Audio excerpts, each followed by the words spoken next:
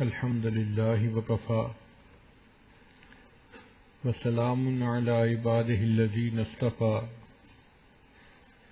أما بعد أعوذ بالله من الشيطان الرجيم بسم الله الرحمن الرحيم واذكر اسم ربك وتبتل إليه تبتيلا سبحان ربك رب العزة عما يصفون وسلام على المرسلين والحمد لله رب العالمين اللهم صل على سيدنا محمد وعلى آل سيدنا محمد وبارك وسلم۔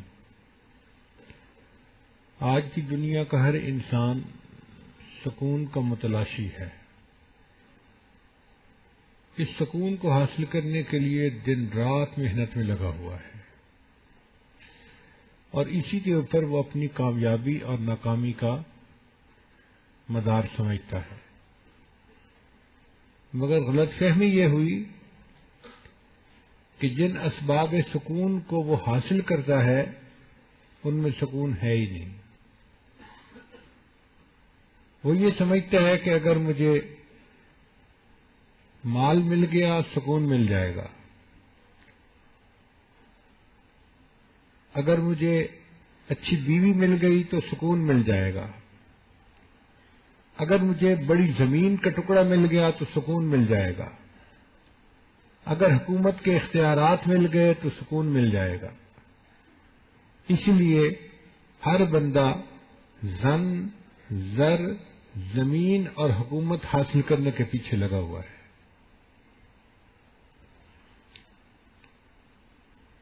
مگر اس سب کے باوجود ان کو دلی سکون نہیں ملتا، اس لیے کہ جن چیزوں میں وہ سکون تلاش کرتے پھر رہے ہیں ان چیزوں میں سکون ہے ہی نہیں۔ قرآن مجید نے اس کا حل بتا دیا، الا بذکر اللہ تطمئن القلوب، جان لو اللہ کی یاد کے ساتھ دلوں کا اطمینان وابستہ ہے۔ نہ دنیا سے، نہ دولت سے، نہ گھر آباد کرنے سے سکون دل تو ملتا ہے خدا کو یاد کرنے سے۔ تو جو انسان اللہ کو یاد کرے گا اللہ تعالیٰ اس کے دل میں سکون عطا فرما دیں گے۔ کچھ سواد نہ مصری اندر تے کھنڈا بھی چکھ ڈٹھیاں، ہمارے علاقائی زبان کا شعر ہے، اس کا میں ترجمہ کر دوں گا۔ کچھ سواد نہ مصری اندر تے کھنڈا بھی چکھ ڈٹھیاں، انہاں ساریاں چیزاں کولوں گلاں سجن دیاں مٹھیاں۔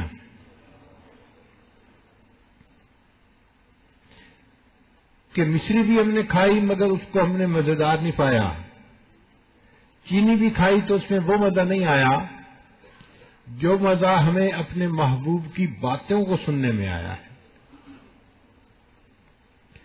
اس لیے اللہ تعالیٰ ارشاد فرماتے ہیں، یا ایھا الذین آمنوا اذکروا اللہ ذکرا کثیرا، اے ایمان والو اللہ کا ذکر کثرت کے ساتھ کرو۔ عجیب بات ہے کہ بندہ اللہ کا ذکر کرتا ہے، اللہ تعالیٰ بندے کا ذکر کرتے ہیں۔ فرمایا فاذکرونی اذکرکم، تم مجھے یاد کرو میں تمہیں یاد کروں گا۔ اب اس کا مطلب یہ نہیں ہے کہ ہم کہیں گے اللہ اللہ اللہ اور اللہ تعالیٰ کہیں گے بندہ بندہ بندہ، نہیں۔ یاد کرنے کا اپنا اپنا مفہوم ہوتا ہے۔ اس کی مثال یوں سمجھیں کہ آپ کے بیٹے نے کسی بڑے افسر کو انٹرویو دینا ہے اور وہ افسر آپ کا دوست ہے، آپ اس کو فون کر کے کہتے ہیں کہ جی میرا بیٹا آپ کے پاس آئے گا انٹرویو کے لیے، آپ پلیز اس کو سلیکٹ کر لینا۔ وہ کہتا ہے بہت اچھا، وعدہ کر لیتا ہے۔ اب انٹرویو سے ایک دن پہلے آپ اپنے دوست کو پھر فون کر کے کہتے ہیں اور جی میں نے بیٹے کی بات آپ سے کی تھی، ذرا میرے بیٹے کو یاد رکھنا۔ اس کا کیا معنی ہے میرے بیٹے کو یاد رکھنا؟ کہ جب آپ فیصلہ کرنے لگیں تو میرے بیٹے کے حق میں فیصلہ کرنا، اس کی مدد کرنا، اس کے ساتھ نرمی کا معاملہ کرنا، تو افسر کا یاد کرنا یہ کہلاتا ہے۔ اسی طرح ہم کہتے ہیں اللہ اللہ اللہ، یہ ہم نے اللہ کو یاد کیا. اور اللہ بندے کو کیسے یاد کرتے ہیں کہ اللہ جب بندے کے اوپر حالات بھیجتے ہیں تو نرمی کا معاملہ کرتے ہیں, اپنے بندے کی مدد فرما دیتے ہیں. یہ اللہ اپنے بندے کو یاد کر رہے ہوتے ہیں. اے میرے بندے, تو مجھے معذرت کے ساتھ یاد کرنا, میں تجھے مغفرت کے ساتھ یاد کروں گا. اے میرے بندے, تو اطاعت کے ذریعے مجھے یاد کرنا, میں عنایت کے ذریعے تجھے یاد کروں گا. قرآن مجید میں انہی لوگوں کو جو کثرت سے ذکر کرتے ہیں اولو الالباب, عقل مند لوگ کہا گیا, کہ جو اللہ کو کثرت سے یاد کرنے والے لوگ ہیں یہ عقل مند لوگ ہیں. شیطان ہمارا دشمن ہے, وہ ذکر کرنے والے بندے کے راستے میں روڑے اٹکاتا ہے. اور یہ روڑے دو طرح کے ہوتے ہیں, کبھی شبہات کے ذریعے سے اور کبھی شہوات کے ذریعے سے. شبہات کے ذریعے کا کیا معنی کہ دل میں شبہ ڈال دیتا ہے. اللہ تعالیٰ کے وجود کے بارے میں, شریعت کے بارے میں, احکام شریعت کے بارے میں, اور یہ چیز اس بندے کو کفر تک پہنچا دیتی ہے. شریعت کی کسی چیز میں شک کرنا یہ انسان کو کفر تک پہنچا دیتا ہے. اس لیے نبی علیہ السلام نے دعا مانگی, اللہم انی اعوذ بک من الشک والشرک والشقاق والنفاق وسوء الاخلاق. یعنی شرک جو اتنا بڑا گناہ ہے, اس سے پہلے اللہ کے حبیب صلی اللہ علیہ وسلم نے شک سے پناہ مانگی اللہ کی, کیونکہ یہ شک انسان کو برباد کر دیتا ہے. تو شیطان شبہات کے ذریعے سے, شکوک کے ذریعے سے انسان کو برباد کرتا ہے. ہمارے مشائخ نے کہا کہ تمہیں اگر کسی چیز کے بارے میں کوئی شک پیدا ہو جائے تو تم اس کو بھی اللہ کی خاطر چھوڑ دو. الحلال بین والحرام بین, حلال بھی واضح ہے, حرام بھی واضح ہے, ان کے درمیان میں کچھ چیزیں ہوتی ہیں جو مشتبہ ہوتی ہیں. اگر کوئی ایسی چیز ہو تو اللہ کے لیے اس کو بھی چھوڑ دیا کرو. اگر ایسا کرو گے تو تم متقی بن جاؤ گے, اللہ کے دوست بن جاؤ گے. اور یہ ابھی سے نہیں کام شروع ہوا, بہت پہلے سے. چنانچہ 10 ہجری مکہ مکرمہ میں ایک خاتون تھی, سیدہ بدیہ ان کا نام تھا. ان کے حالات زندگی میں لکھا ہے کہ ان کو یہ خبر ملی فلاں علاقے کے لوگ اپنی بیٹیوں کو وراثت میں حصہ نہیں دیتے, صرف بیٹوں میں زمین تقسیم کر دیتے ہیں. انہوں نے اس علاقے کے جو پھل تھے وہ کھانے چھوڑ دیے کہ مجھے کیا پتا یہ پھل اس باغ کا ہے جس کی ملکیت صحیح ہے یا شرعن ٹھیک نہیں ہے. شک پیدا ہونے پر پھل کھانے چھوڑ دیے. امام اعظم حنیفہ رحمۃ اللہ کے پاس ایک آدمی آیا, حضرت میری بکری گم ہو گئی. تو میں تلاش کرو. چند دن کے بعد آیا, حضرت کوئی پتہ نہیں چلتا. تو میں اچھا یہ بتاؤ بکری کی عمر کیسے ہوتی ہے؟ اس نے کہا جی کہ اتنے سال بکری کی عمر ہوتی ہے. تو جتنے سال اس نے کہا اتنے سال حضرت نے مارکیٹ سے بکری کا گوشت لے کر کھانا چھوڑ دیا.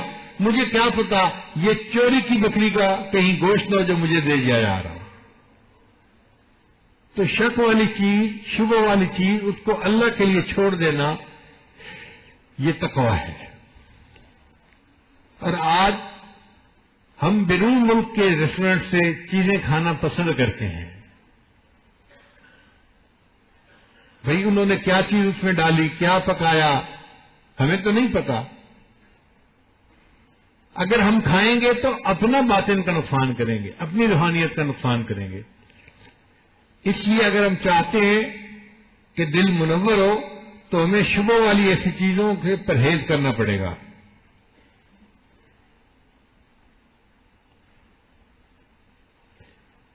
ابو عقبہ رحمۃ اللہ علیہ ایک بزرگ تھے, مسجد نبوی میں نماز پڑھ کے نکلے تو ان کو محسوس ہوا کہ ان کی جیب میں کچھ دینار تھے، وہ گر گئے، تو دوبارہ گئے لینے کے لیے۔ ایک جگہ انہیں دینار پڑے ہوئے مل گئے، مگر دل میں خیال آیا ضروری تو نہیں کہ یہ میرے ہو سکتا ہے کسی اور کے گرے ہوئے ہو۔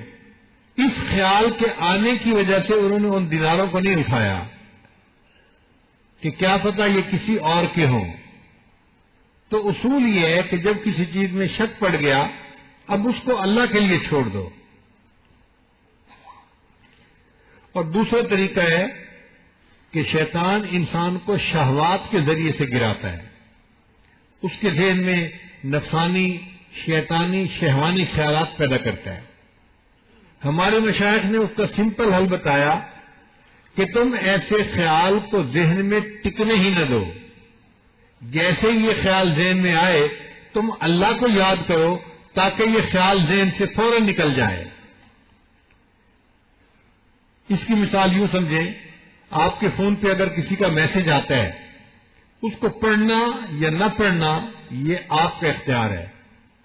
اگر نہیں پڑھیں گے تو آپ کو کوئی نقصان نہیں دیتا، پڑھیں گے تو پھر اس کے بارے میں آپ سوچیں گے۔ اسی طرح شیطان ذہن میں خیال کا میسج بھیجتا ہے۔ جب ہمیں پتہ ہے کہ یہ گناہ کا خیال ہے، اس کو کھولنے کی کیا ضرورت ہے، اس کو پڑھنے کی کیا ضرورت ہے؟ آپ اس کو نہ پڑھیں، اگنور کر دیں، کوئی نقصان نہیں دے گا۔ خیال کا ذہن میں آ جانا یہ برا نہیں ہے، خیال کا خود ذہن میں لانا اور اس کو ذہن میں جمانا یہ برا ہوتا ہے۔ جس میں بندے کا اختیار نہیں، اللہ تعالیٰ اس چیز پر اس کی پکڑ بھی نہیں فرماتے۔ شریعت کا مسئلہ ہے، جنگلی ہرن اور اڑتے پرندے کو کوئی شخص بیچ نہیں سکتا۔ کوئی نہیں کہہ سکتا جی کہ جنگل میں فلاں ہرن پھر رہا ہے، میں آپ کو بیچتا ہوں، پیسے مجھے دے دیں۔ اس کی بے ہو ہی نہیں سکتی۔ کیوں؟ کہ چیز کے اوپر قبضہ اختیار نہیں ہے، قبضہ نہیں ہے، اڑتے پرندے پر اختیار نہیں ہے۔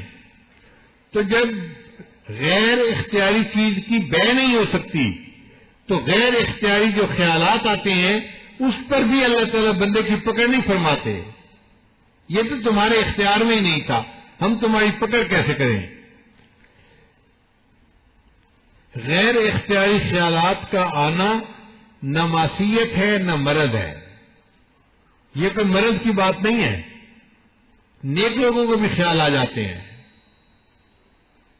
اس کا ایک ہی حل ہے کہ اس کو اگنور کر دیا جائے، اس کو ذہن میں جگہ نہ دی جائے۔ اب اس کی ترتیب یہ ہے، پہلے ذہن میں خیال پیدا ہوتا ہے،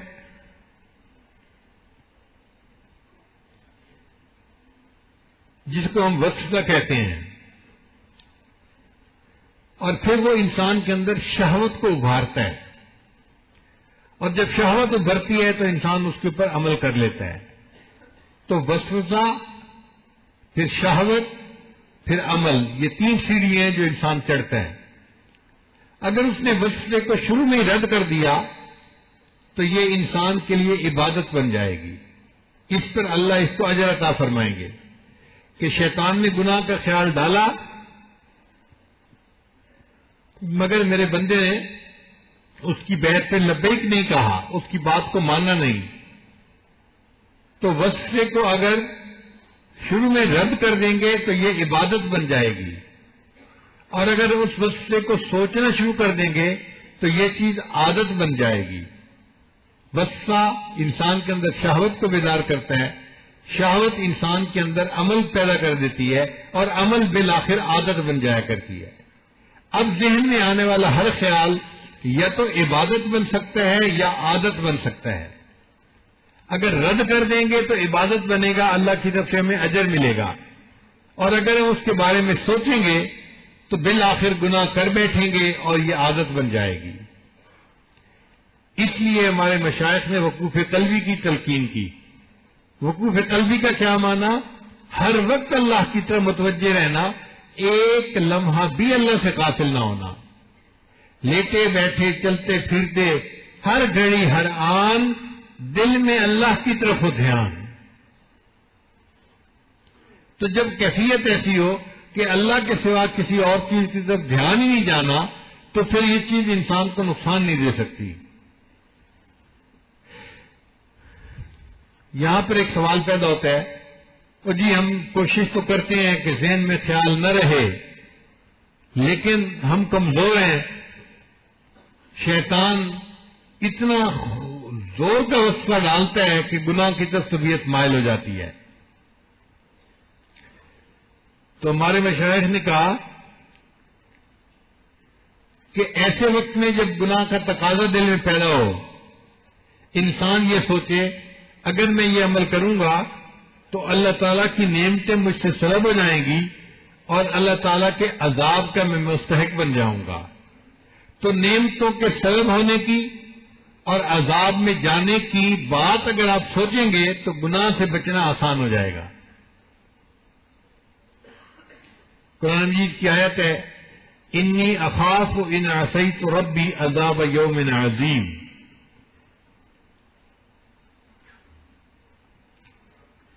اور پھر اللہ تعالیٰ سے مدد مانگیں کہ اے اللہ مجھے آپ ایسے وساوس سے نجات عطا فرما دیجیے. شیطان بدبخت کو میرے اوپر اختیار نہ دیجیے.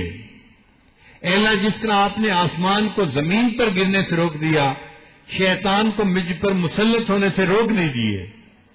اللہ کے لیے شیطان کو روکنا آسان ہے.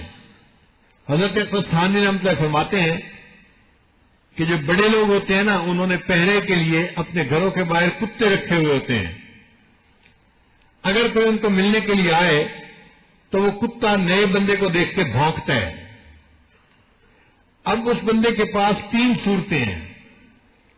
ایک تو یہ کہ وہیں سے واپس اپنے گھر چلا جائے.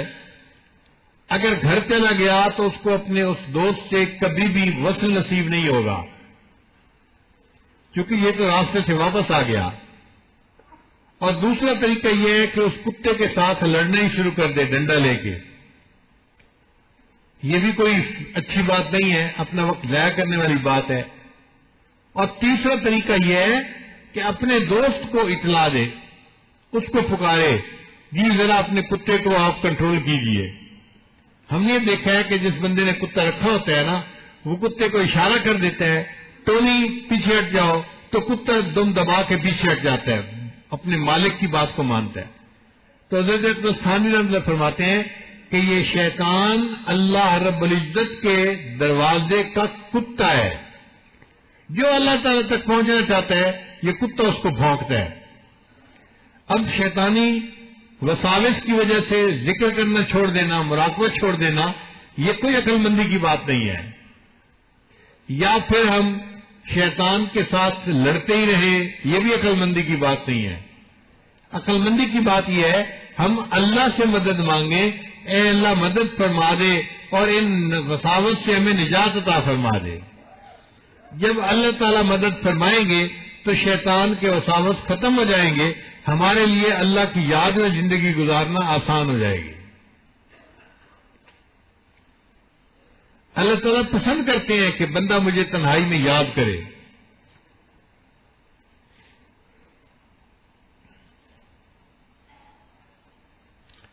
عطار ہو, رومی ہو, رازی ہو, غزالی ہو, کچھ ہاتھ نہیں آتا بن آہ سحر گائی. تہجد کا وقت اس کے لیے بہترین وقت ہوتا ہے. انسان گھر میں ہوتا ہے, اکیلا ہوتا ہے, کئی مرتبہ باقی لوگ سو رہے ہوتے ہیں تو خوب تنہائی ہوتی ہے. اس وقت میں اٹھ کے اگر مصلے پہ بیٹھے اور اپنے اللہ کے سامنے دامن پھیلائے, یا اللہ جس طرح آپ نے آسمان کو زمین پہ گرنے سے روک دیا شیطان کو مجھ پہ مسلط ہونے سے روک دیجیے. اس دعا کی برکت آپ دیکھیں گے کہ وسواس کم ہو جائیں گے. ہمارے مشائخ نے لکھا ہے کہ ذکر کے دوران جتنے وساوس زیادہ آتے ہیں بندے کو اس پر انعام بھی اتنا زیادہ ملتا ہے.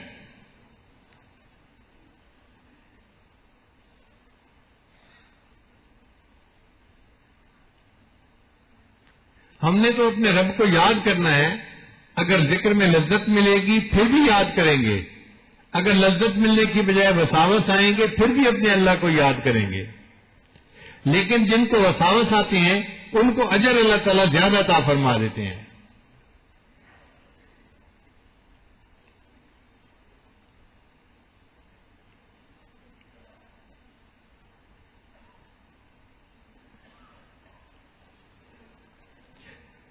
جتنی کوشش کریں گے اللہ کو یاد کرنے کی، اللہ تعالیٰ کی طرف سے اتنا انعام ملے گا، اللہ تعالیٰ کی نظر عنایت اتنی زیادہ ہوگی۔ اس کو کہتے ہیں عدلے کا بدلہ۔ پوری دنیا میں یہ قانون جاری و ساری ہے، عدلے کا بدلہ۔ آپ غور کریں، ساری زندگی پرندے کیڑے مکوڑوں کو کھاتے ہیں، اور جب پرندے مر جاتے ہیں تو ان کو کیڑے مکوڑے کھا رہے ہوتے ہیں۔ ساری زندگی انسان زمین کی دی ہوئی سبزیاں اور پھل کھاتا ہے، اور جب انسان مر جاتا ہے تو انسان کے جسم کے گوشت کو زمین کی مٹی ہی کھایا کرتی ہے۔ تو ہم اگر شیطان کے ساتھ لڑیں گے تو اس کے بدلے میں اللہ کی رضا نصیب ہوگی، بدلہ ضرور ملے گا، اور اگر شیطان کی بات مانیں گے تو اس سے اللہ تعالیٰ کی ناراضگی ہوگی۔ اب اس کے لیے اپنے معمولات کو باقاعدگی سے کرنا ضروری ہے۔ ہمارے مشائخ مسجد میں اعتکاف میں، نفلی اعتکاف میں وقت گزارا کرتے تھے، روزانہ 2 گھنٹے 3 گھنٹے مسجد میں اعتکاف میں وقت گزارتے تھے۔ آج یہ عادت ختم ہو گئی، جس وجہ سے ذکر کے اثرات ہمارے اندر نظر نہیں آتے۔ عورتیں پہلے وقتوں میں مصلی کے اوپر لمبا وقت نماز پڑھتی تھی، تلاوت کرتی تھی، ذکر کرتی تھی، مصلی پہ ان کے خوب 2-3 گھنٹے گزرا کرتے تھے، اور آج کی عورت تو مشکل سے نماز پڑھتی ہے اور مصلی لپیٹ کے ایک طرف رکھ دیتی ہے۔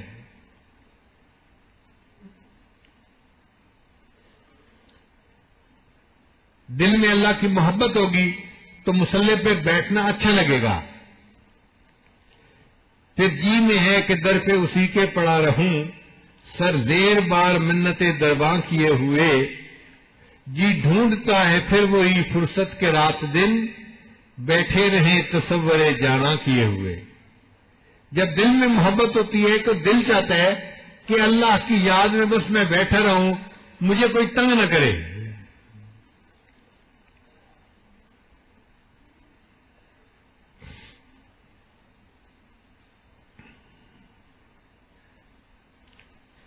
انسان اللہ کے راستے میں جب چلتا ہے تو اس میں 3 چیزیں رکاوٹ بنتی ہیں۔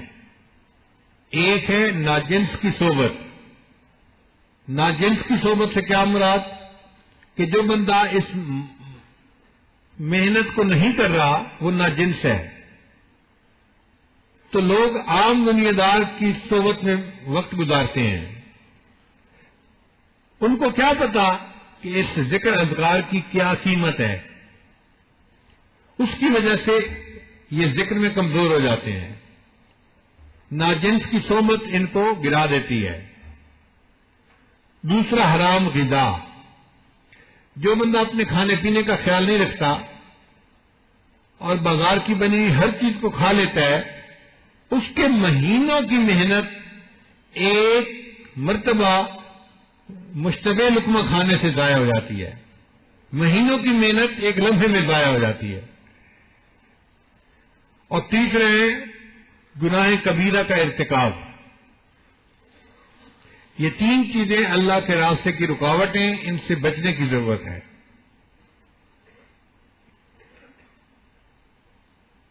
حدیث مبارکہ نبی السلام نے ارشاد فرمایا، ان هذه القلوب تصدع كما يصدع الحديد اذا اصابه الماء۔ جیسے لوہے کو پانی لگ جاتا ہے تو لوہے کو زنگ آ جاتا ہے، اسی طرح انسان کے دل کے اوپر بھی زنگ لگ جاتا ہے۔ صحابہ کرام نے پوچھا، وما جلاؤها یا رسول اللہ، اے اللہ کے رسول، ہم اس کا علاج کیا ہے؟ ہم اپنے دل کے زنگ کو دور کیسے کر سکتے ہیں؟ قال کثرت ذکر الموت و تلاوت القرآن، نبی اسلام نے فرمایا تم اپنی موت کو کثرت سے یاد کیا کرو، قرآن کی تلاوت کرو، اللہ تعالیٰ دل کے زنگ کو دور فرما دیں گے۔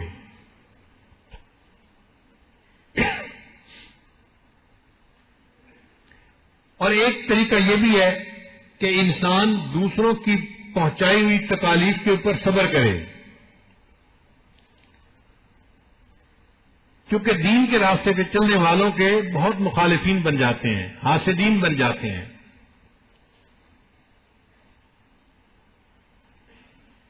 در مختار میں لکھے ہیں شر الناس من لا حسود لہ، کہ وہ انسان سب سے زیادہ شریر ہوتا ہے جس کا کوئی حاسد نہ ہو۔ حاسد ہونا یہ اچھائی کی علامت ہے، کچھ فضل کمال ہے، کچھ نعمت ہے جو لوگ حاسد ہیں۔ دنیا میں سب سے زیادہ حاسد نبی علیہ الصلوۃ والسلام کے۔ قرآن مجید میں اللہ نے فرمایا وَمِن شَرِّ حَاسِدٍ إِذَا حَسَدَ۔ آپ دیکھیے امام اعظم حنیفہ رحمۃ اللہ علیہ کو اللہ نے کتنا فضل و کمال عطا فرمایا، اور ان کے کتنے حاسدین، سب سے زیادہ انہی کے اوپر لوگ بات کرتے ہیں اور بے بنیاد باتیں کر رہے ہوتے ہیں۔ تو حاسدین کی ان باتوں پہ صبر کرنا یہ انسان کے درجات کو اللہ کے ہاں بڑھا دیتا ہے۔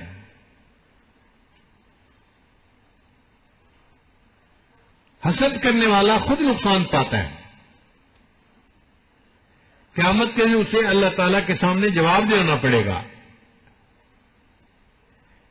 جب اصحاب کہف کے کتے کو دیکھیں گے نا کہ جنت جا رہا ہے، تو پھر حاسدین کہیں گے ہم انسان ہو کر جہنم میں بھیجے جا رہے ہیں اور یہ کتا ہو کے جنت میں جا رہا ہے۔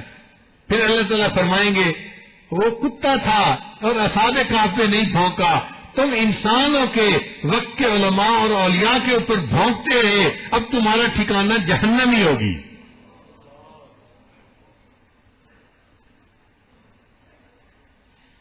انسان کی فطرت ہے، اسے اچھائی نظر نہیں آتی، برائی جلدی نظر آ جاتی ہے۔ چنانچہ ایک اسکول ٹیچر نے طلباء کو بات سمجھانی تھی، تو اس نے ایک سفید کاغذ لیا بڑا سارا، اور اس کے اوپر پین سے ایک چھوٹا سا نقطہ کالا لگا دیا، اور اس کو بلیک بورڈ کے اوپر پیسٹ کر دیا۔ پھر اس نے سارے لڑکوں سے پوچھا کہ بتاؤ تمہیں سامنے کیا نظر آ رہا ہے؟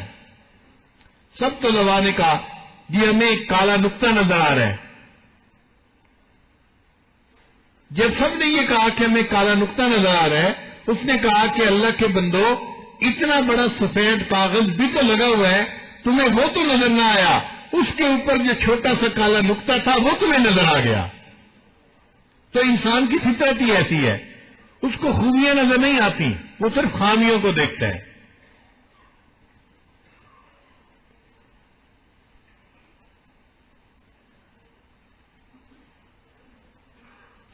ایک ٹیچر نے اپنی کلاس کو سمجھانا تھا،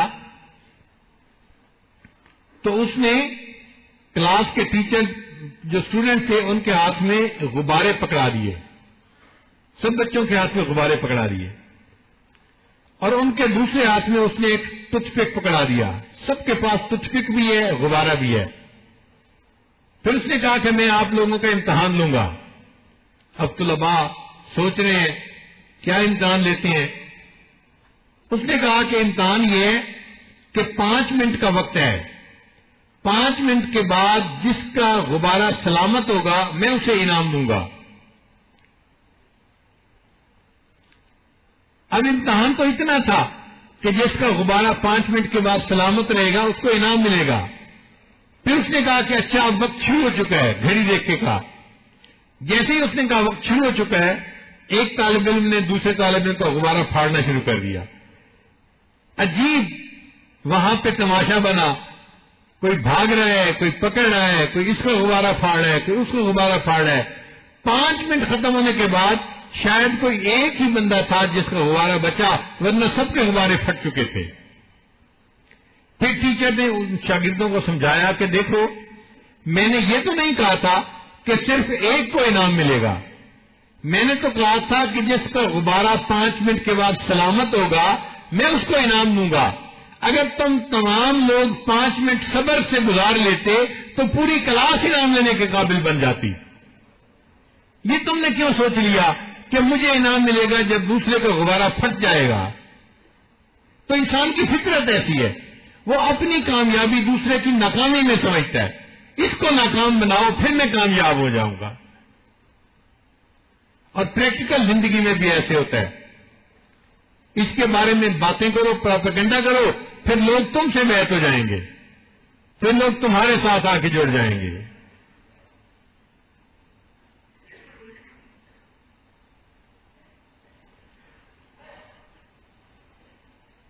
تو حسد اور کینہ دل میں ہونا یہ اللہ تعالی سے دور ہونے کی دلیل ہے. جن پر اللہ کی رحمت ہوتی ہے وہ اپنے دل کو ان چیزوں سے پاک کر لیتے ہیں، اپنے حاسدین اور دشمنوں کے لیے بھی بد دعا نہیں کرتے، بلکہ جو لوگ حسد کر رہے ہوتے ہیں ان کے لیے اللہ کے حضور دعائیں کر رہے ہوتے ہیں کہ اللہ اس کو اس مصیبت سے نجات عطا فرما دے. حضرت مجد علی ثانی رحمۃ اللہ علیہ کو جہانگیر نے بہت سزا دی، 2 سال گوالیار کے قلعے میں قید رکھا، اور حضرت مجد علی ثانی رحمۃ اللہ علیہ اپنے اللہ سے اتنے خوش تھے کہ میرے اوپر آزمائش آئی کہ انہوں نے کہا جہانگیر اگر اللہ نے قیامت کے دن مجھے جنت جانے کا حکم دیا میں تجھے اپنے ساتھ لیے بغیر جنت میں نہیں جاؤں گا. دشمن اور حاسد کو کہہ رہے ہیں. تو ذکر کی کثرت سے انسان کے اندر سے یہ باطنی بیماریاں دور ہو جاتی ہیں اور انسان اللہ کا مقرب بن جاتا ہے. اللہ والوں کے پاس محبت ہوتی ہے، ہر ایک کو محبت کی دوا دیتے ہیں اور اس کے دل کو اللہ کے ساتھ جوڑ دیتے ہیں. کہتے ہیں کہ ایک حکیم نے 100 سال لوگوں کا علاج معالجہ کیا. ایک بندہ ان کے پاس آیا، کہنے لگا جی آپ نے زندگی کے 100 سال انسانوں کے علاج معالجے میں گزار دیے،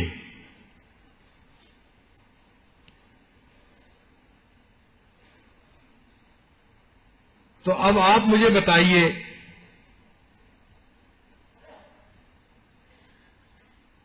کہ انسان کے دل کو جیتنے کے لیے دوا کون سی ہے؟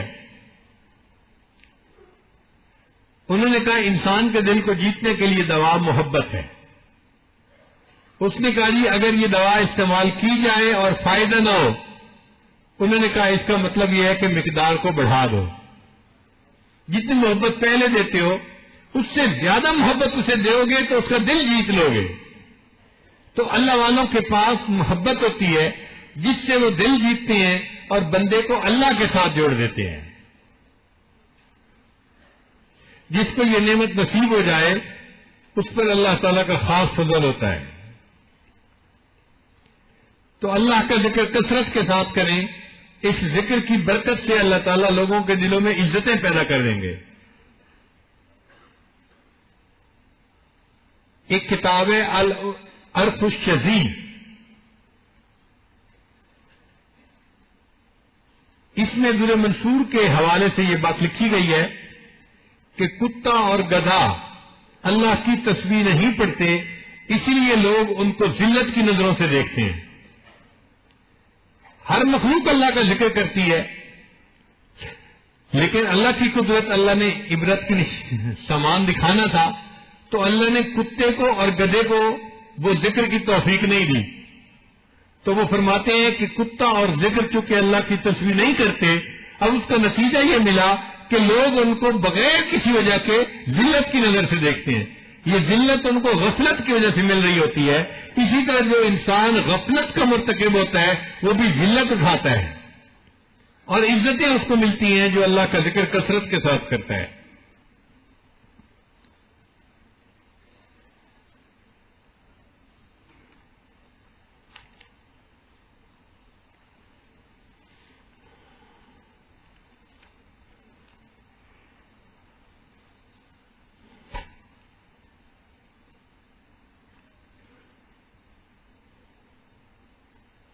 اس لیے یہ جو وظائف ہیں ان کو معمولی نہ سمجھیں، ان کو باقاعدگی کے ساتھ کرنا انتہائی ضروری ہے۔ ہمارا یہ تجربہ ہے کہ علماء اس کو ایک نفلی کام سمجھتے ہیں۔ اچھا یہ ذکر کر رہا ہے، ٹھیک ہے، نفلی کام کر رہا ہے، کوئی بات نہیں۔ یہ صوفی صاحب ہیں، تسبیح پڑھ رہے ہیں، نفلی کام کر رہا ہے۔ اور دل میں یہ بھی خیال آتا ہے ہم تو حدیث پڑھاتے ہیں، ہم تو تفسیر پڑھاتے ہیں، ہم تو سارا دن اجر والے کام میں لگے رہتے ہیں، ہمارے لیے ذکر کرنا اتنا ضروری نہیں ہے۔ قرآن مجید میں اللہ فرماتے ہیں، اے میرے حبیب صلی اللہ علیہ وسلم فَإِذَا فَرَغْتَ فَانصَبْ وَإِلَىٰ رَبِّكَ فَارْغَب، جب آپ اپنے منصب سے فارغ ہوں، دعوت و تبلیغ سے، وَإِلَىٰ رَبِّكَ فَارْغَب، اپنے رب کی طرف رجوع کیجیے، رغبت کیجیے۔ تو اگر نبی علیہ السلام کو یہ حکم ہے تو جو نبی علیہ السلام کے ورثاء ہیں ان کو بھی تو یہی حکم ہے نا۔ تو ہمیں بھی چاہیے کہ ہم اپنا وقت فارغ کریں اور اس وقت میں بیٹھ کے اللہ کو یاد کریں۔ ہمارے اکابر علماء دیوبند ان کے حالات زندگی پڑھیں تو ہر ایک بزرگ کے زندگی میں کچھ نہ کچھ خلوت کے ایسے لمحات تھے جو وہ اپنے اللہ کو بیٹھ کے یاد کیا کرتے تھے۔ کچھ فجر کے بعد یاد کرتے تھے، کچھ عصر کے بعد، مگر اس وقت میں وہ ناغہ نہیں ہونے دیتے تھے۔ اس کا نتیجہ کیا نکلا کہ اللہ رب العزت نے علم اور ذکر کے جمع ہونے کی وجہ سے ان کو دنیا میں بھی عزتیں بخشی، ان کے فیض کو اللہ نے عام کر دیا، اور علم میں وہ کتنے اونچے مقام پہ پہنچے۔ حضرت کشمیری لکھتے ہیں کہ ابن نجیم مصری صاحب البحر رائق افقہ عندی من الشامی، کہ ابن نجیم میری نظر میں علامہ شامی سے زیادہ بڑے فقیہ تھے۔ لأن امارات الفقہ تلوح منہ، اس لیے کہ ان کی باتوں سے فقہ کی روشنی پھوٹتی نظر آتی ہے۔ وَكَذَلِكَ شاہ عبد العزیز محدث الدہلوی، اور اسی طرح شاہ عبد العزیز محدث دہلوی رحمۃ اللہ وہ بھی میری نظر میں علامہ شامی سے زیادہ بڑے فقیہ تھے۔ وَكَذَلِكَ شیخ مشائخنا مولانا رشید احمد کنکوہی افقہ عندی من الشامی، اور میری نظر میں مولانا رشید احمد گنگوئی رحمۃ اللہ علیہ وہ بھی علامہ شامی سے زیادہ بڑے فقیہ تھے۔ تو دیکھو اللہ نے ان کو کیا درجہ عطا کیا تھا علم میں۔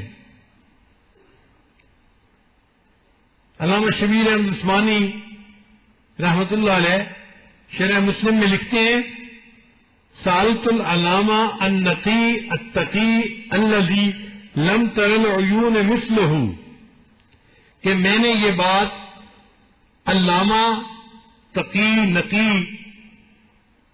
جن کو کبھی جن جیسا کسی آنکھ نے نہیں دیکھا، ولم یرا ہوا مثلہ، اور انہوں نے بھی اپنے جیسا کوئی عالم نہیں دیکھا، ولو کان فی سالم الزمان، اگر وہ پہلے وقتوں میں ہوتے، اگر وہ پرانے وقتوں میں ہوتے، لکان لہ شان فی طبقۃ اہل العلم عظیم، تو طبقے اہل علم میں ان کی عظیم شان ہوتی۔ وہ سیدنا و مولانا الانور الکشمیری، اور وہ ہیں علامہ انور شاہ کشمیری رحمۃ اللہ علیہ۔ حضرت مولانا قاسم نانوتوی رحمۃ اللہ کے بارے میں ان کے شیخ فرمایا کرتے تھے کہ جس طرح مولانا روم شمس تبریز کی زبان تھے، ایسے ہی مولوی قاسم میری زبان ہے۔ حضرت نانوتوی رحمۃ اللہ مباحثہ شاہ جہان پور کے لیے تشریف لے گئے، اور انہوں نے وہاں پر ایسی تقاریر کی کہ مذاہب باطلہ کے بطلان کو ثابت کر دیا۔ اللہ نے ان کو فتح عطا فرمائی۔ یہ خبر جب حضرت مولانا رشید احمد گنگوئی رحمۃ اللہ علیہ کو ملی تو ان کی آنکھوں میں آنسو آ گئے۔ شاگردوں نے پوچھا، حضرت یہ تو خوشی کی خبر ہے کہ قاسم نانوتوی رحمۃ اللہ کو اللہ تعالیٰ نے کامیاب فرما دیا، آپ رو رہے ہیں؟ فرمانے لگے، ہاں میری آنکھوں سے آنسو اسی آ گئے کہ اللہ نے میرے بھائی کو جس مقصد کے لیے پیدا کیا تھا اس نے اس مقصد کو پورا کر دیا، اب وہ ہم سے جدا ہو جائے گا۔ اور پھر اسی سال حضرت مولانا قاسم رحمۃ اللہ علیہ کی وفات بھی ہو گئی.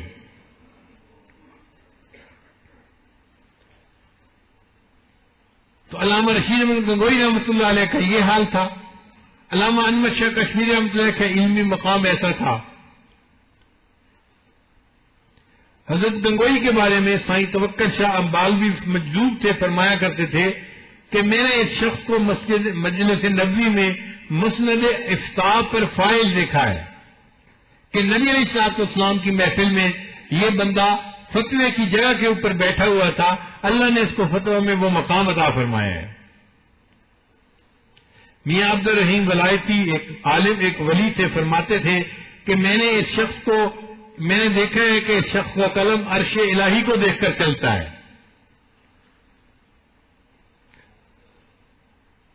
حضرت مولانا فضل الرحمان گنج مراد آبادی رحمۃ اللہ علیہ کا ایک خادم حضرت گنگوئی رحمۃ اللہ کو ملنے کے لیے گیا. جب واپس آیا تو مولانا فضل الرحمان گنج مراد آبادی رحمۃ اللہ نے اس سے سوال کیا کہ بتاؤ انہوں نے آپ کو کیا کہا؟ اس نے کہا کہ جی مجھے انہوں نے یہ کہہ کے بھیجا کہ اپنے پیر سے کہنا کہ خلق محمدی اختیار کریں اور ضبط سے کام لیں. حضرت مولانا فضل الرحمان گنج مرادی رحمۃ اللہ کی طبیعت میں ذرا جلال تھا، کوئی چھوٹی موٹی غلطی کرتا تو فوراً ڈانٹ دیتے تھے. تو اس کی انہوں نے نشاندہی کی کہ اپنے پیر سے کہنا کہ خلق محمدی اختیار کریں اور ضبط سے کام لیں. تو جب اس نے یہ کہا تو مولانا فضل الرحمان گنج مراد آبادی نے فرمایا کہ یہ لوگ میرے پاس اپنا دل سنوارنے کے لیے نہیں آتے، فقط تعویذ لینے کے لیے آتے ہیں، تو مجھے ان کی تربیت کے لیے ان کو ڈانٹنا پڑتا ہے. اور جب ضبط کی بات آئی تو حضرت نے فرمایا کہ میں اس شہزادے جیسا ضبط کہاں سے لاؤں کہ جو سمندر کے سمندر پی کر بیٹھا ہے اور ڈکار بھی نہیں لیتا. اللہ نے اتنا علم ان کو دیا ہے. اس لیے حضرت گنگوئی رحمۃ اللہ کے شاگردوں کو دیکھو تو ان کے علمی بلندی کا پتہ چلتا ہے. ان کے شاگرد تھے حضرت مولانا الیاس رحمۃ اللہ علیہ اور حضرت مولانا خلیل احمد سہارنپوری رحمۃ اللہ علیہ جو شیخ الحدیث رحمۃ اللہ کے شیخ تھے. جب شاگرد ایسے ہو تو پھر استاد کی علمی شان کیا ہوگی.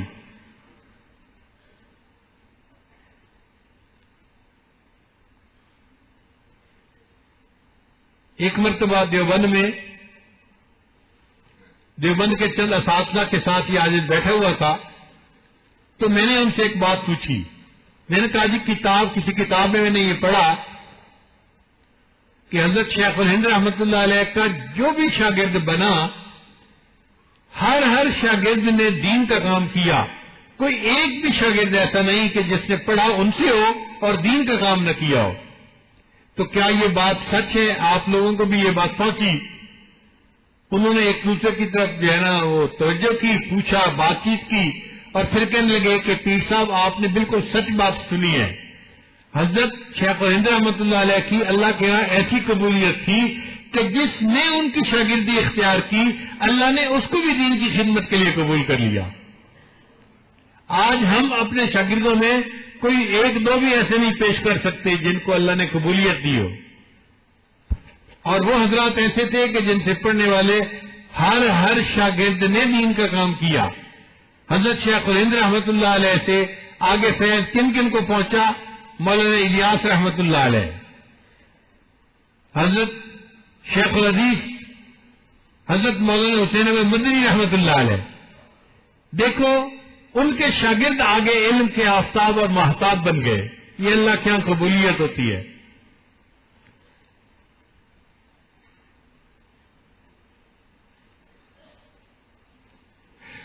آج کے دور میں چونکہ انٹرنیٹ سے لوگ علم حاصل کرتے ہیں تو غیر مقلدیت بڑھتی جا رہی ہے. عام لوگوں کے ذہن میں دین کے بارے میں اور بالخصوص تصوف و سلوک کے بارے میں بڑے سوالات پیدا ہوتے ہیں. تو وہ پوچھتے ہیں کہ یہ تصوف و سلوک کہاں سے آیا؟ صحابہ کے زمانے میں تو نہیں نظر آتا.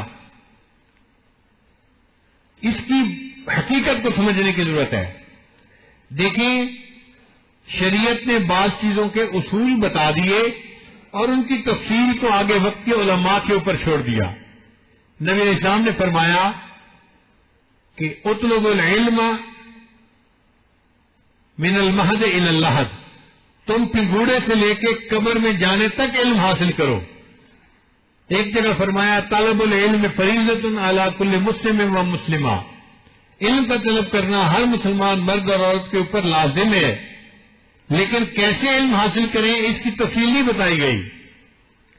اس کو شریعت نے چھوڑ دیا، ہر دور اور ہر زمانے میں جو علماء متفق ہو کر طریقہ طے کر لیں گے اس کے مطابق علم حاصل کرنا ہوگا۔ چنانچہ یہ علم صحبت سے بھی حاصل ہو سکتا ہے، صحابہ کرام نے نبی علیہ السلام کی صحبت میں یہ علم حاصل کیا تھا، اور یہ کتابوں سے بھی حاصل ہو سکتا ہے۔ آج کے دور میں درس نظامی پڑھنے سے یہ علم حاصل ہوتا ہے۔ اب کوئی پوچھے کہ جی یہ درس نظامی کہاں سے آیا، صحابہ کو تو پتہ ہی نہیں تھا اس کے نام کا، صحابہ کرام کو تو سیاستہ کے نام کا پتہ نہیں تھا۔ ہم ہر بات میں بخاری کا نام لیتے ہیں، کس صحابی کو بخاری کا پتہ تھا؟ بخاری تو بعد میں لکھی گئی، لیکن آج کے دور میں اگر کوئی علم حاصل کرنا چاہے گا تو اسے درس نظامی پڑھنا چلے گا، چونکہ علماء کا اتفاق ہے کہ اس کے پڑھنے سے انسان کو علم حاصل ہوتا ہے۔ اور نبی علیہ السلام نے فرمایا لا تجتمع امتی علی الضلالہ، میری امت گمراہی کے اوپر متفق نہیں ہو سکتی۔ تو جب ساری دنیا کے علماء متفق ہیں کہ اس نصاب کو پڑھنے سے علم حاصل ہوتا ہے، اب یہ نصاب ایک شرعی چیز بن گیا اور اس کے مطابق علم کو حاصل کرنا ضروری ہو گیا۔ اسی طرح صحابہ کرام کو نبی علیہ السلام کی صحبت میں چند لمحوں میں وہ نور مل جاتا تھا کہ ان کے دل منور ہو جاتے تھے۔ خود نہ تھے جو راہ پر اوروں کے ہادی بن گئے، خود نہ تھے جو راہ پر اوروں کے ہادی بن گئے، وہ کیا نظر تھی جس نے مردوں کو مسیحا کر دیا۔ مردہ آتے تھے اور نبی علیہ السلام کی صحبت میں چند لمحے بیٹھ کر مسیحا بن کے واپس لوٹا کرتے تھے۔ وہ نظر آج حاصل نہیں ہے، تو آج کے دور کے مشائخ نے اس کے لیے ذکر و سلوک کے اسباق متعین کر دیے ہیں۔ اب اگر کوئی پوچھے یہ سبق کہاں سے آئے تو اس کو بتانا پڑے گا کہ دیکھو ذکر کی اہمیت شریعت نے بتا دی، ذکر کا شرعی چیز ہونا شریعت نے بتا دیا۔ ذکر جو ہے یہ مطلوب چیز ہے، شریعت نے بتلا دیا، اس کی اہمیت قرآن نے بھی کھول کے بتا دی، حدیث نے بھی کھول کے بتا دی۔ اب ہر دور اور ہر زمانے کے مشائخ جس طریقے ذکر کو اپنا لیں گے اور وہ متفق ہوں گے تو وہ چیز شرعی بن جائے گی۔ چنانچہ آج کے دور کے مشائخ نقشبند قلبی ذکر کرواتے ہیں، لا الہ الا اللہ کا ذکر سکھاتے ہیں، اور ان دو ذکر سے انسان کا دل منور ہو جاتا ہے۔ تو ہم سمجھتے ہیں کہ یہ ایک شرعی چیز ہے جس پر اللہ نے امت کے مشائخ کو جمع فرما دیا۔ اور جی آپ لوگ جو ذکر کرتے ہیں لا الہ الا اللہ لا الہ الا اللہ، یہ حدیث میں ایسے ذکر کرنا تو کہیں نہیں آیا۔ بھئی ایسے ذکر کرنا آپ کو نہیں ملے گا، صحابہ کو ایسے ذکر کی ضرورت ہی نہیں تھی۔ نبی علیہ الصلوۃ والسلام کی توجہات سے، ان کی نبوت کی صحبت کی برکات سے ان کے دل ویسے ہی منور ہو جاتے تھے۔ آج میل بہت ہے، اس کو دھونے کے لیے بار بار صابن لگانے کی ضرورت ہے، اور یہ صابن لا الہ الا اللہ کا ذکر ہے جو ایک سالک بیٹھا ہوا تنہائی میں ضربے لگا رہا ہوتا ہے اور اپنے دل کو صاف کر رہا ہوتا ہے۔ ویسے بعض حدیث سے ثابت ہوتا ہے کہ نبی علیہ السلام نے صحابہ کو خاص ذکر کا طریقہ بھی بتایا۔ حدیث پاک میں حضرت علی رضی اللہ عنہ نے پوچھا اے اللہ کے نبی سے مجھے بہترین اور چھوٹا عمل کوئی بتا دیجیے، تو نبی علیہ الصلوۃ والسلام نے فرمایا کہ آنکھیں بند کرو۔ حضرت علی رضی اللہ عنہ نے آنکھیں بند کر دی۔ جب حضرت علی رضی اللہ عنہ نے آنکھیں بند کی تو نبی علیہ السلام نے فرمایا اب پڑھو لا الہ الا اللہ۔ تو حضرت علی رضی اللہ عنہ نے آنکھیں بند کر کے لا الہ الا اللہ پڑھنے کا سبق نبی علیہ السلام سے سیکھا۔ تو دیکھو ایک خاص طریقہ ذکر بھی نبی علیہ السلام نے تعلیم دیا۔ ایک حدیث میں ہے کہ نبی علیہ الصلوۃ والسلام کے پاس صحابہ تھے تو نبی علیہ السلام نے پوچھا یہاں کوئی غیر تو نہیں ہے؟ صحابہ نے کہا نہیں ہے اللہ کے نبی، سب اپنے ہی ہیں۔ نبی صلی اللہ علیہ وسلم نے فرمایا اچھا دروازے کو کنڈی لگا دو، تو دروازے کو کنڈی لگوا دی اور پھر سب کو کہا کہ اپنے ہاتھ کھڑے کر دو، تو جو صحابہ موجود تھے سب نے ہاتھ کھڑے کیے، نبی صلی اللہ علیہ وسلم نے فرمایا اب پڑھو لا الہ الا اللہ، تو صحابہ کرام نے ہاتھ کھڑا کر کے پڑھا لا الہ الا اللہ۔ یہ اللہ کے حبیب صلی اللہ علیہ وسلم نے جو مشق کروائی تو یہ ذکر کی مشق تھی، تو نبی علیہ السلام نے بھی خاص طریقے ذکر بھی سکھایا، عام فضائل بھی بیان فرمائے اور خاص ذکر کا طریقہ بھی سکھایا۔ تو آج اگر مشائخ کہتے ہیں بھئی آپ اپنے سر کے اوپر کپڑا ڈال لیں یکسوئی کے لیے اور بیٹھ کے مراقبہ کریں، یا آپ آنکھیں بند کر کے ذکر کریں، یا سانس کو بند کر کے تصور میں لا الہ کا ذکر کریں، تو یہ کون سی مشکل بات ہو گئی ہے؟ یہ بھی نبی علیہ الصلوۃ والسلام کی تعلیمات سے ہی ہمارے مشائخ نے سیکھا ہے۔ اکبر الہ آبادی نے اس کا بڑا اچھا جو ہے حل نکالا، وہ فرماتے ہیں سنو دو ہی لفظوں میں مجھ سے یہ راز، سنو دو ہی لفظوں میں مجھ سے یہ راز، شریعت وضو ہے طریقت نماز، سنو دو ہی لفظوں میں مجھ سے یہ راز، شریعت وضو ہے طریقت نماز، شریعت درے محفل مصطفیٰ، طریقت عروج دل مصطفیٰ، شریعت میں ہے صورت فتح بدر، طریقت میں ہے معنی شق صدر، شریعت میں ہے قیل و قال حبیب، طریقت میں حسن و جمال حبیب، نبوت کے اندر ہیں دونوں ہی رنگ، ابس ہے یہ صوفی و ملا کی جنگ۔ تو یہ جو آپس کی بحث ہے اس کا کوئی فائدہ نہیں، جو علم ہے وہ نبی علیہ السلام کی تعلیمات کا نام ہے، جو ذکر ہے وہ نبی علیہ السلام کی کیفیات کا نام ہے، اور یہ دونوں نبی علیہ السلام نے امت کو سکھائیں۔ اس لیے ہمیں چاہیے کہ ہم اللہ کا ذکر کثرت کے ساتھ کریں تاکہ ہمارا دل منور ہو اور ہمارے دل سے جو روحانی بیماریاں ہیں وہ دور ہو جائیں۔ ذکر کی کثرت کیجیے اور پھر اللہ سے تہجد میں دعا مانگیے کہ اللہ تعالی ہماری اس محنت کو قبول کر لے۔ یہ لازم نہیں کہ ہم نے ذکر کر لیا اب ہمارے نفس کا تزکیہ ہونا لازم ہے، نہیں، یہ تزکیہ اللہ کے فضل سے ہوگا، اللہ کے رحم سے ہوگا۔ اللہ فرماتے ہیں وَلَوْلَا فَضْلُ اللَّهِ عَلَيْكُمْ وَرَحْمَتُهُ مَا زَكَىٰ مِنكُم مِّنْ أَحَدٍ أَبَدًا وَلَٰكِنَّ اللَّهَ يُزَكِّي مَن يَشَاءُ۔ اللہ جس کا چاہتے ہیں تزکیہ کر دیتے ہیں، اگر اللہ نہ چاہتے تم میں سے کبھی کسی بندے کا تزکیہ ہو ہی نہیں سکتا تھا۔ اس کا مطلب یہ ہے کہ ہم پوری زندگی ٹکرے مارتے رہے، تسبیح پھیرتے رہے، جو مرضی کرتے رہے، تزکیہ تب ہوگا جب اللہ چاہیں گے۔ اور اللہ کب چاہیں گے؟ جب ہم تنہائی میں اللہ کے سامنے فریاد کریں گے، اللہ کو منائیں گے، اللہ سے گناہوں کی معافی مانگیں گے، اللہ تعالیٰ کو ترس آئے گا اور اللہ رحم کھا کر اس بندے کی محنت کو قبول فرما لیں گے۔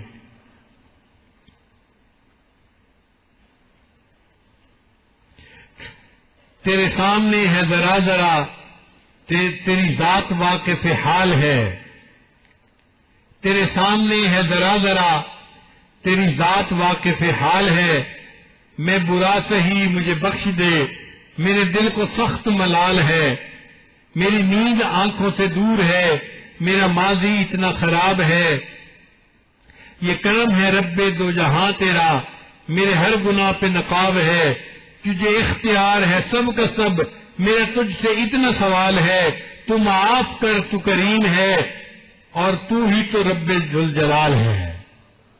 اے اللہ آپ رب ذوالجلال ہیں، آپ ہمارے گناہوں کو بخش دیجیے اور ہماری ان ٹوٹی پھوٹی محنتوں کو قبول کر لیجیے۔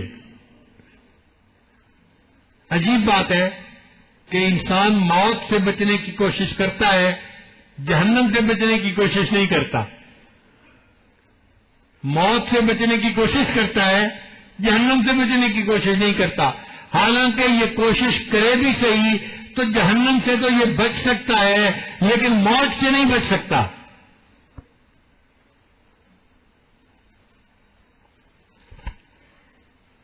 شیطان دشمن انسان کو اس راستے میں بھٹکاتا ہے اور اس کے ذہن میں مختلف شکوک و شبہات ڈالتا ہے۔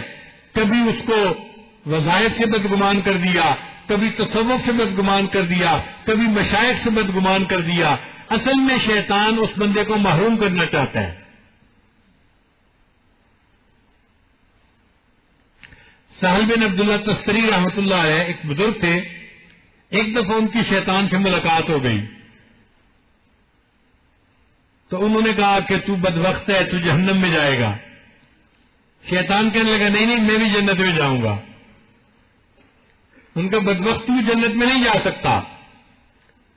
شیطان نے کہا دیکھو اللہ کا یہ ارشاد ہے، ان رحمتی وسعت کل شیء، میری رحمت ہر چیز کے اوپر وسیع ہے، اور میں بھی تو شے ہوں نا، لا شے تو مجھے نہیں کہہ سکتے۔ تو اگر اللہ کی رحمت ہر شے کے اوپر وسیع ہے تو پھر میرے اوپر بھی اللہ کی رحمت وسیع ہے، میں بھی اللہ کی رحمت سے جنت میں چلا جاؤں گا۔ اب اس بدبخت نے ایسی بات کہی کہ سہل بن عبداللہ تستری رحمۃ اللہ حیران رہ گئے، پریشان ہو گئے، میں اس کو کیا جواب دوں؟ ہمارے مشائخ نے اس کا جواب دیا ہے، وہ فرماتے ہیں کہ شیطان شے ہے اور اللہ کی رحمت ہر شے کے اوپر وسیع ہے، غالب ہے، مگر شیطان جنت میں کیوں نہیں جائے گا؟ اس لیے کہ رحمت تو ہر شے سے وسیع ہے، کوئی رحمت میں آنا ہی نہ چاہے تو اس کا کوئی حل نہیں ہو سکتا۔ تو اللہ تعالیٰ نہیں چاہتے کہ شیطان جہنم میں جائے، شیطان بدبخت خود ہی جنت میں نہیں جانا چاہتا، اس نے اللہ کی نافرمانی کی۔ جب اس نے اللہ کی نافرمانی کی، اب کسی سے کیا گلہ کرنا؟ تو اللہ کی رحمت پر گلہ نہیں ہے، یہ شیطان کے اپنے ہاتھوں کی کمائی ہے۔ اللہ فرماتے ہیں وما ظلمهم اللہ، اللہ نے ان پر ظلم نہیں کیا، ولکن کانوا انفسهم یظلمون، انہوں نے تو اپنے جانوں پہ خود ہی ظلم کیے ہیں۔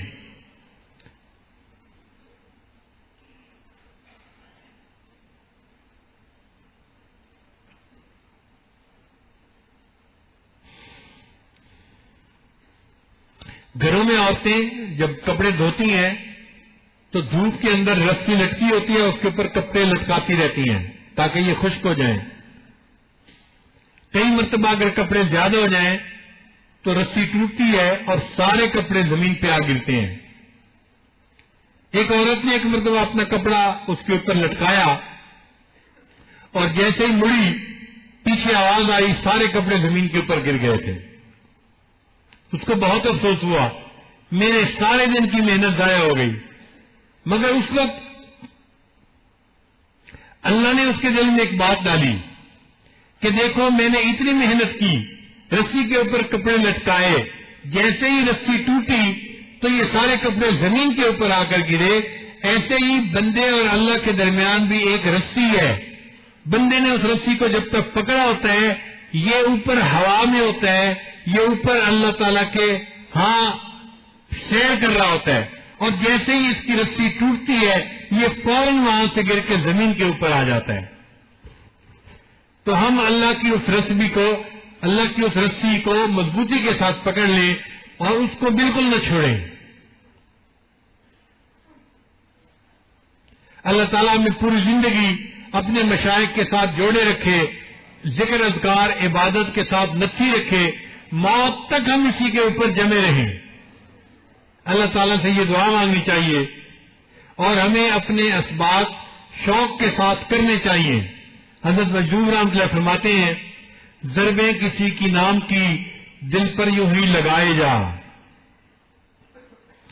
ضربیں کسی کے نام کی دل پر یوں ہی لگائے جا، گو نہ ملے جواب کچھ در یوں ہی کھٹکھٹائے جا، ضربیں کسی کے نام کی دل پر یوں ہی لگائے جا، گر نہ ملے جواب کچھ در یوں ہی کھٹکھٹائے جا، کھولیں وہ یا نہ کھولیں در اس پہ ہو کیوں تیری نظر، تو بس اپنا کام کر یعنی صدا لگائے جا۔ تو اللہ کو پکارتا رہے اور اللہ کو یاد کرتا رہے، آج در نہیں کھول رہا، اللہ تعالیٰ موت کے وقت در کھول دیں گے۔ اگر قیامت کے دن بھی اللہ تعالیٰ کو ترس آ گیا کہ میرا یہ بندہ روزانہ مصلی پہ بیٹھتا تھا اور مجھے یاد کرتا تھا، آج اس کے اوپر میں رحم کھاتا ہوں اور اس کے ان محنت کی وجہ سے اس کے لیے جنت کا فیصلہ کرتا ہوں، تو ہمارے لیے جنت کا فیصلہ ہو جائے گا۔ اللہ تعالیٰ ہم پر ترس فرمائے اور ہمیں اس راستے میں کامیابی نصیب فرمائے. وآخر دعوانا ان الحمد للہ رب العالمین.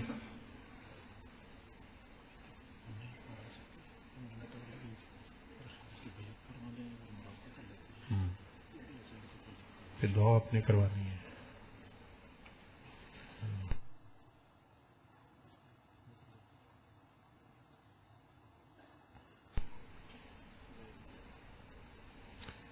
بہت سارے احباب بیت کے لیے تشریف لائے ہوئے ہیں. ان کی طرف سے پیغام دیا گیا ہے کہ وہ توبہ کے کلمات پڑھنا چاہتے ہیں. جہاں تک آواز جا رہی ہے، مرد ہیں یا عورتیں، اپنے دل میں پچھلے گناہوں سے سچی توبہ کی نیت کر لیجئے اور آئندہ نیکوکاری کی زندگی گزارنے کا ارادہ کر لیجئے. الحمد للہ وکفا وسلام علی عبادہ الذین اصطفیٰ اما بعد. یہ کلمات سچے دل کے ساتھ پیچھے پیچھے پڑھتے جائیے. بسم اللہ الرحمن الرحیم. لا الہ الا اللہ محمد الرسول اللہ. آمنت باللہ وملائکتہ وکتبہ ورسلہ والیوم الآخر والقدر خیرہ وشرہ من اللہ تعالی والبعث بعد الموت. آمنت باللہ کما ہوا باسمائہ وصفاتہ وقبلت جمیع احکامہ اقرار باللسان وتصدیق بالقلب. اشہد ان لا الہ الا اللہ واشہد ان محمدا عبدہ ورسولہ. استغفر اللہ ربی من کل ذنب واتوب الیہ برحمتک یا ارحم الراحمین. ان کلمات کو پڑھنے سے ہم تو بتائے ہو چکے ہیں چند معمولات ہیں جن کو کرنے سے اللہ تعالیٰ دل کو منور کریں گے. پہلی چیز ہے 100 مرتبہ استغفار پڑھنا. استغفر اللہ ربی من کل ذنب واتوب الیہ. دوسرا ہے 100 مرتبہ درود شریف پڑھنا. اللہم صلی علی سیدنا محمد وعلی آل سیدنا محمد وبارک وسلم. تیسرا ہے قرآن مجید کی تلاوت روزانہ کرنا. ایک پارہ ہو تو بہت اچھا، مشکل ہو تو آدھا پارہ صحیح. جو حافظ ہیں وہ اپنی منزل کے حساب سے پڑھیں. چوتھی چیز ہے وقوف قلبی. وقوف قلبی کہتے ہیں لیٹے بیٹھے چلتے پھرتے ہر وقت اللہ کو یاد کرنا. ہتھ کار ول دل یار ول. ہاتھ کام کاج میں مشغول اور دل اللہ تعالیٰ کی یاد میں مشغول. دست بکار دل بیار. وہ جن کا عشق صادق ہے وہ کب فریاد کرتے ہیں. وہ جن کا عشق صادق ہے وہ کب فریاد کرتے ہیں. لبوں پہ مہر خاموشی دلوں میں یاد کرتے ہیں. ہم بھی اپنے اللہ کو اپنے دل میں ہر وقت یاد کریں. اور پانچویں چیز ہے مراقبہ. مراقبہ کہتے ہیں کہ جب آپ نماز پڑھ کے فارغ ہوں تو تھوڑی دیر اللہ سے لو لگا کے بیٹھیں، یکسو ہو جائیں، یکرو ہو جائیں، قبلہ رو ہو جائیں اور اللہ کی طرف توجہ کر لیں. ساری دنیا کے خیالات دل سے نکال دیں. بس شروع میں یہ سوچیں کہ اللہ کی رحمت آ رہی ہے، میرے دل میں سما رہی ہے، دل کی ظلمت اور سیاہی دور ہو رہی ہے اور میرا دل اللہ اللہ اللہ بول رہا ہے اور میں سن رہا ہوں. یہ ذکر آپ نے زبان سے نہیں کر رہا، آپ کا دل کر رہا ہے اور آپ اس کو سن رہے ہیں. اسی لیے اس کو ذکر خفی کہتے ہیں، ذکر سری کہتے ہیں. حدیث پاک میں اس کے لیے ذکر خامل کا لفظ بھی آیا ہے، ذکر قلبی کا لفظ بھی آیا ہے. تو 10-15 منٹ مراقبے میں بیٹھنے سے انسان کے دل کی کیفیات بہتر ہو جاتی ہیں اور انسان کا دل منور ہو جاتا ہے. گناہ دھل جاتے ہیں، دل منور ہو جاتا ہے. آج کے دور میں اس کی مثال سمجھنی آسان ہے. آپ سیل فون یوز کرتے ہیں تو شام کے وقت سیل فون کی بیٹری ختم ہونے کے قریب ہوتی ہے. آپ اسے چارجر کے ساتھ لگا دیتے ہیں اور اگلے دن فل بیٹری ہوتی ہے اور آپ سیل فون کو لے کے دفتر جاتے ہیں. بالکل اسی طرح ہم سارا دن کام کرتے ہیں، لوگوں کے ساتھ انٹریکٹ کرتے ہیں، ہمارے دل کی کیفیات کی بیٹری ڈسچارج ہو جاتی ہے. اس کو بھی روزانہ چارج کرنے کی ضرورت ہے. اور اس کو چارج کرنے کا طریقہ کیا ہے؟ اس کا نام ہے مراقبہ. بس آپ تھوڑی دیر ہٹ کٹ کے اللہ سے لو لگا کے بیٹھ جائیں اور اپنے دل کی توجہ کو اللہ کے ساتھ جوڑ لیں. یہ آپ نے چارجر کے ساتھ اپنا دل کنیکٹ کر لیا.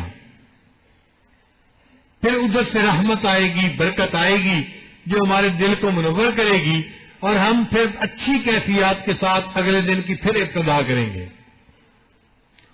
اس لیے یہ چند منٹ کا مراقبہ انسان کے دل کو سکون دیتا ہے اور انسان کے دل کو منور کرتا ہے، روحانی بیماریوں سے نجات ہو جاتی ہے.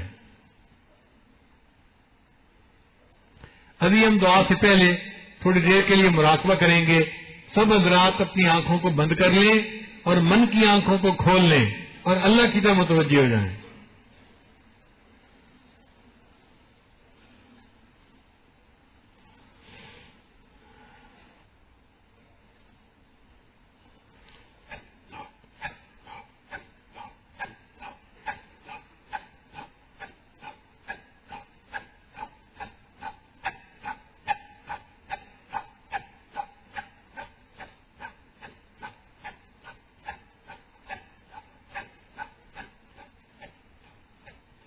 اللہ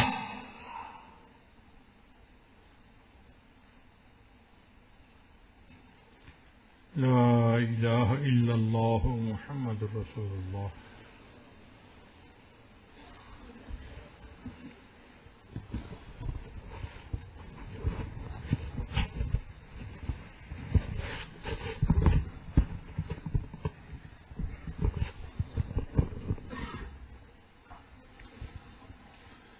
الحمد لله رب العالمين العاقبة للمتقين والصلاة والسلام على رسوله محمد وآله وأصحابه أجمعين. اللهم ربنا آتنا في الدنيا حسنة وفي الآخرة حسنة وقنا عذاب النار. ربنا ظلمنا أنفسنا وإن لم تغفر لنا وترحمنا لنكونن من الخاسرين. ربنا لا تؤاخذنا إن نسينا أو أخطأنا. ربنا ولا تحمل علينا إصرا كما حملته على الذين من قبلنا. ربنا ولا تحملنا ما لا طاقة لنا به. واعف عنا واغفر لنا وارحمنا أنت مولانا فانصرنا على القوم الكافرين. اے کریم پروردگار، اندھیری رات کا وقت ہے، دنیا کے بادشاہوں نے اپنے دروازے بند کر رکھے ہیں، تیرا در اب بھی کھلا ہے. تیرے چند فقیر بندے دور دراز کے علاقوں سے چل کے آئے ہیں، تیرے در پہ آئے بیٹھے ہیں، رحمتوں کی بھیک مانگ رہے ہیں، اپنے گناہوں کی معافی مانگ رہے ہیں. اللہ ہم سب کے گناہوں کو معاف فرما، ہم سب کی خطاؤں کو معاف فرما. اے کریم آقا، ہم تو ایسا نہ بن سکے کہ تجھے پسند آ جائیں، تو اپنی پسند کے مطابق بنا دیجئے. اللہ، گناہ کر کر کے ہم مزید تھک چکے ہیں، تنگ آ چکے ہیں، گناہوں سے چھٹکارا چاہتے ہیں، چھٹکارا عطا فرما دیجئے. اے کریم پروردگار، ہمیں گناہوں سے پاک صاف زندگی نصیب فرما، معصیت سے خالی زندگی نصیب فرما. اللہ، گناہوں کی طرف اٹھنے والی نگاہوں کو جھکا دیجئے. اللہ، متحرک زبانوں کو ساکت کر دیجئے، بڑھنے والے قدموں کو روک لیجئے. اللہ، بڑھنے والے ہاتھوں کو روک لیجئے. اے کریم اللہ، دنیا میں جتنے لوگ نیک بنے ہیں، کوئی خود تو نیک نہ بن سکا، تو نے ہی سب کو نیک بنایا ہے. اللہ، ہمیں بھی نیک بنا دیجئے، ہمیں بھی نیک بنا دیجئے. اے کریم پروردگار، تیری کریمی کا واسطہ، اے رحیم پروردگار، تیری رحیمی کا واسطہ، اے جواد پروردگار، تیرے جود و سخا کا واسطہ. تو سخی ذات ہے، تجھے سخاوت سجتی ہے، سخاوت کا مظاہرہ فرما دیجئے، رحمتوں کے دروازے کھول دیجئے، خالی جھولیاں بھر دیجئے، اٹھے ہوئے ہاتھوں کی لاج رکھ لیجئے۔ اے کریم کا، اے رحیم پروردگار، اے حنان منان پروردگار، اے ہمارے پیارے پروردگار، بہت دل کرتا ہے ان زلفوں کو دیکھ لے جن کو تو نے واللیل فرمایا ہے، ان رخساروں کو دیکھ لے جن کو تو نے والضحیٰ فرمایا ہے۔ اللہ ہم ایسے زمانے میں پیدا ہوئے کہ کھلی آنکھوں سے تیرے محبوب کا دیدار نہ کر سکے۔ اللہ ہم دعا کرتے ہیں خواب میں تو بار بار محبوب کا دیدار نصیب فرما، بار بار محبوب کا دیدار نصیب فرما۔ کریم پروردگار، اس دنیا میں گنبد خضرا کی زیارت بار بار نصیب فرما، حرمین شریفین کی زیارت بار بار نصیب فرما، اور کریم آقا قیامت کے دن اپنے محبوب صلی اللہ علیہ وسلم کی مبارک ہاتھوں سے حوض کوثر کا جام ضرور نصیب فرما۔ میرے اللہ، کتنے ایسے خوش نصیب بندے ہوں گے قیامت کے دن جب حضور صلی اللہ علیہ وسلم کے سامنے جائیں گے، وہ ان کو دیکھ کے مسکرائیں گے، یہ ان کو دیکھ کے مسکرائیں گے، یوں سعادتوں کو سمیٹنے والے بن جائیں گے۔ اللہ ہمیں بھی وہ سعادت نصیب فرما، ہمیں بھی وہ سعادت نصیب فرما۔ قیامت کے دن اپنے محبوب صلی اللہ علیہ وسلم کے سامنے ہمیں سرخروئی نصیب فرما، ان کے سامنے شرمندہ نہ فرما، اللہ ان کے سامنے شرمندہ نہ فرما۔ قیامت کے دن اپنے اکابر، اپنے مشائخ، اپنے اساتذہ کے قدموں میں جگہ نصیب فرما، جس طرح تو نے ان کا دامن ہمیں دنیا میں پکڑایا ہے، آخرت میں بھی ان کا دامن تھامے رکھنے کی توفیق نصیب فرما۔ میرے اللہ، ہمارے پاس اپنے اعمال کچھ بھی نہیں ہے، عمل کے اپنے اساس کیا ہے، بجز ندامت کے پاس کیا ہے، رہے سلامت تمہاری نسبت، میرا تو بس آسرا یہی ہے۔ اللہ، صرف یہی آسرا ہے، صرف یہی امید ہے، ان نسبتوں کے طفیل ہمارا کام بنے گا۔ اللہ ان نسبتوں کو دوام عطا فرما دیجئے۔ اے کریم اللہ، اے رحیم اللہ، دنیا میں ہم نے دیکھا ہے بھیک مانگنے والے جب بڑا دروازہ دیکھتے ہیں تو اونچی صدا لگاتے ہیں، ان کو امید ہوتی ہے بڑا دروازہ ہے، ایک مرتبہ کھل گیا تو کام بن جائے گا۔ اللہ، تیرا دروازہ تمام دروازوں سے بڑا ہے، گداگر جمع ہو چکے ہیں، بھکاری جمع ہو چکے ہیں، در در کی ٹھوکریں کھا کھا کے یہاں پہ جمع ہو چکے ہیں۔ اللہ، رحمتوں کے دروازے کھول دیجئے، تو سخی ہے، تجھے سخاوت سجتی ہے، سخاوت کا مظاہرہ فرما دیجئے۔ اللہ، اگر تو نے ہمیں محروم لوٹایا، شیطان ہم پر خوش ہو جائے گا، وہ کہے گا اچھا ہو گیا، اتنی مشقت بھی برداشت کر لی پر ملا بھی کچھ نہیں۔ اے اللہ، شیطان تیرا بھی دشمن ہے، ہمارا بھی دشمن ہے۔ اللہ، شیطان کو ہم پر خوش ہونے کا موقع نہ عطا فرما، اللہ خوش ہونے کا موقع نہ عطا فرما۔ اے کریم اللہ، تیرے خزانے میں کوئی کمی نہیں آئے گی۔ اے اللہ، ہمیں دینے سے تیری شان کریمی کا ظہور ہو جائے گا، ہماری ڈگری بن جائے گی۔ اللہ، ڈگری بنا دیجیے، شان کریمی کا مظاہرہ کر دیجیے، گناہوں پہ قلم پھیر دیجیے۔ اللہ، ہم مانتے ہیں ہم اقراری مجرم ہیں، میرے اللہ ہم مانتے ہیں، اعتراف کرتے ہیں، لیکن پھر بھی معافی کے طلبگار ہیں۔ اللہ معاف کر دیجیے۔ اللہ، ہم مانتے ہیں ہمارے گناہ آسمان کے ستاروں سے زیادہ ہے، زمین کے ریت کے ذرات سے زیادہ ہے، سمندر کے پانی کے قطرات سے زیادہ ہے، لیکن اللہ، ہمارے گناہ تیرے رحم کرم کی سمندروں سے زیادہ نہیں ہے۔ رحم کرم کا مظاہرہ فرما دیجئے، معاف کر دیجئے۔ اللہ، معاف کر دیجئے۔ اللہ، ہمیں عذاب دینے سے تیری شان میں اضافہ نہیں ہوگا، ہمیں معاف کر دینے سے تیری شان میں کمی نہیں آئے گی۔ اللہ، ہمارے عملوں کو نہ دیکھ، گنبد خضرا کو دیکھ لیجئے۔